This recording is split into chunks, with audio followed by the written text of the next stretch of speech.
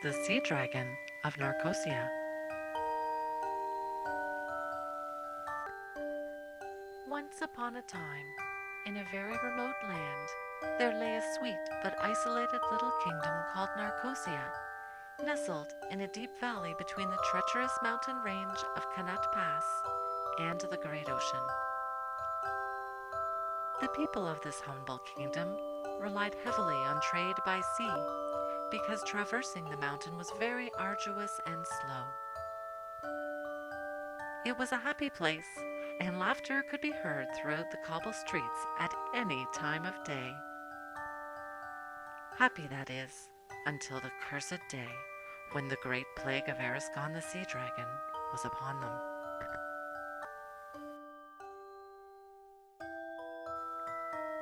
Arisgon was a particularly nasty sea bitch, sinking all ships entering and departing the harbor, feasting on the cargo and crew. Not only did her appetite put a stop to all sea trade, but she depleted the natural fish supply for kilometers around. The people were beginning to starve. So King Nark decided to send a war party of knights and volunteers to kill Arisgon the dragon. The whole kingdom turned out to celebrate the occasion and see the warriors off, complete with a marching band. The war party was plied with spirits and slapped on the back enough times to make them dizzy.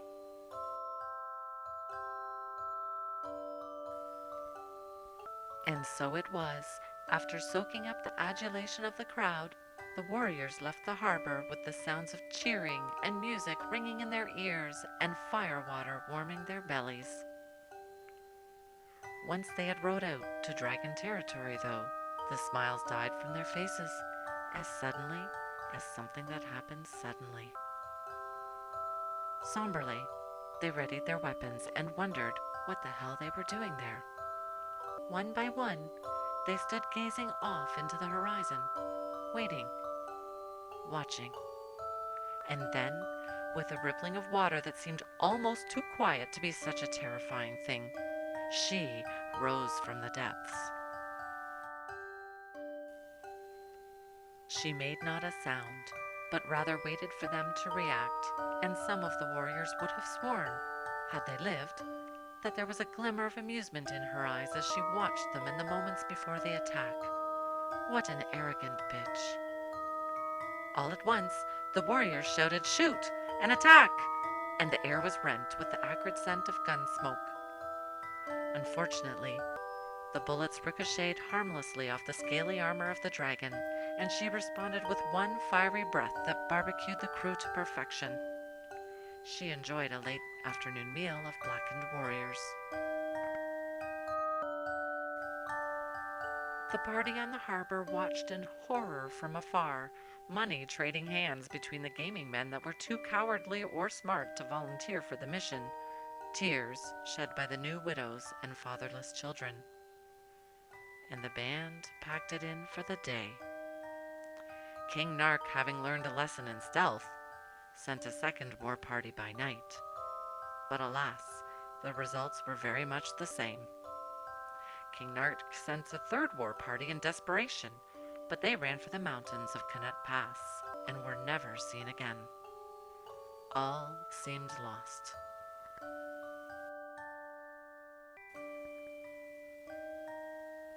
The people of Narcosia were getting desperate. The adventure sports tank jockeys, having borne witness to this debauchery, sent word to their divers. An emergency meeting would convene that very night. The adventure sports divers were suffering from acute FBHW, full body H2O withdrawal, and they realized they would have to take matters into their own hands. They gathered and they brainstormed. They argued and they debated. They pulled their hair out and cried, but sometime during that dark night, a plan was hatched. And there was much to do. They set about their preparations immediately. Just before dawn, they set their plan into action, and 3 small rowboats loaded with divers silently launched from the harbor. There were no lights. They would navigate by the stars. When they arrived in Arisgon's territory, the rowboats maneuvered into a large triangle formation, and one diver from each boat slipped into the water with their burden of supplies. Sir Tate, Sir David, and Sir Rachel swam carefully in search of Arisgon's lair. Although they had brought their lights, they navigated by moonlight. Not very good diving practice, but I assure you, nobody wanted to alert the dragon and become a hot rib barbecue Happy Meal.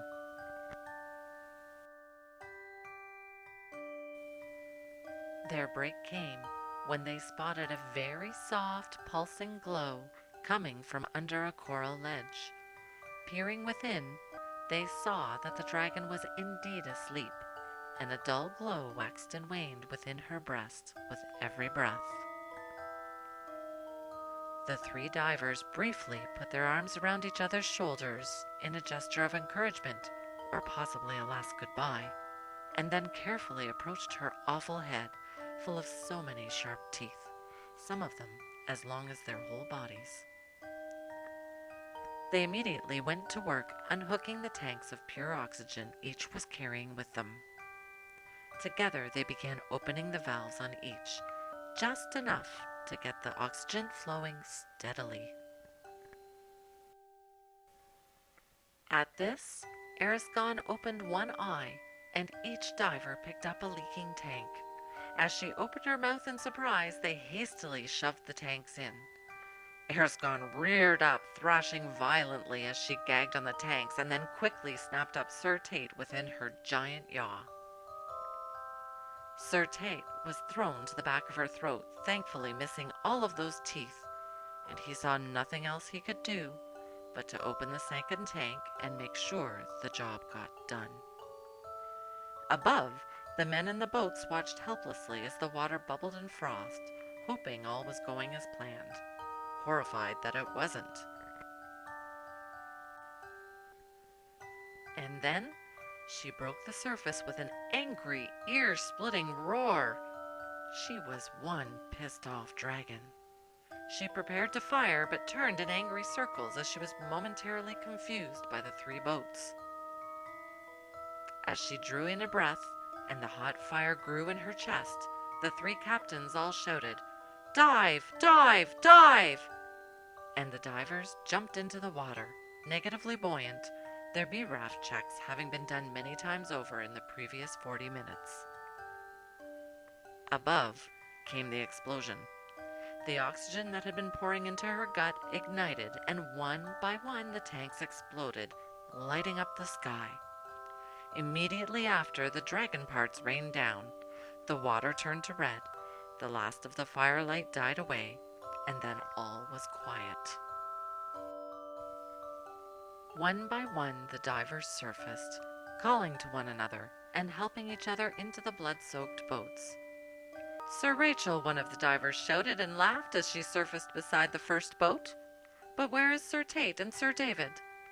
"I am here," said Sir David as he broke the surface. "What about Sir Tate?" asked the diver as he held out his hand to help Sir Rachel into the boat. Sir Rachel looked up at him and sadly shook her head.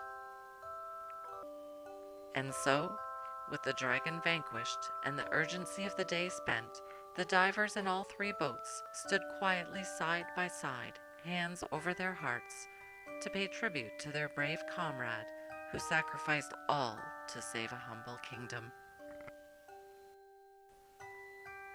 But suddenly there came a spluttering and curse from the water, and Sir Tate was there too. "Well, you knew it was coming, admit it." "Bloody hell!" he shouted, and the boats cheered. Not one diver was lost. Sir Tate explained later, while enjoying the ministrations of his sweetheart Dee, let the record show that he was milking it, that he had been tossed around inside the dragon's throat until he came to the gill slits and pulled himself out just before she ascended for her revenge. Leaning back on his chaise, while Dee handed him a strong frozen blue sky, he claimed, "I never, ever want to do that again. But let's go diving, let's go diving, let's go diving. And they did.